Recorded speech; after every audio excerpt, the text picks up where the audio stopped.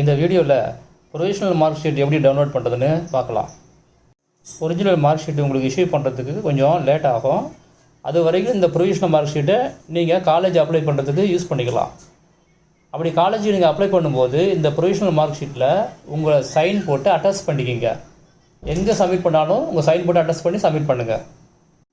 இப்போ provisional mark ஷீட்டை ஆன்லைனில் எப்படி டவுன்லோட் பண்ணுறதுன்னு பார்க்கலாம். உங்கள் ப்ரௌசரில் tnresults.nic.in அப்படின்னு டைப் பண்ணி சர்ச் கொடுங்க. இப்போ இந்த பேஜ் ஓப்பன் ஆகும். இந்த பேஜில் முதல் பாக்ஸில் எக்ஸாம் ரோல் நம்பர், அதாவது உங்கள் ஹால் டிக்கெட் இருக்குது பார்த்தீங்களா, அந்த நம்பரை என்ட்ரு பண்ணணும். ரெண்டாவது பாக்ஸில் டேட் ஆஃப் பர்த்தை இதே ஃபார்மேட்டில் என்ட்ரு பண்ணணும். Year month date. அடுத்த பாக்ஸில் கேட்சாவை என்ட்ரு பண்ணணும். அதாவது 8+3 அடிஷன் கொடுத்துருக்காங்க பார்த்தீங்களா, இதே மாதிரி உங்களுக்கு ஒன்று கொடுப்பாங்க.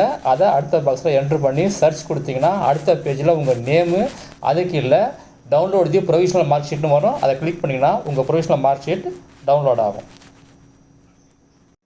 அடுத்து வர்ற வீடியோவில் எல்லாம் மற்ற அப்டேட்லாம் சொல்கிறேன்.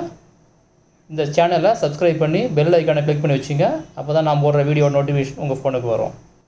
உங்களுக்கு ஏதாவது டவுட்ஸ் கேட்கணும்னா கமெண்டில் கேளுங்க, பதில் சொல்கிறேன்.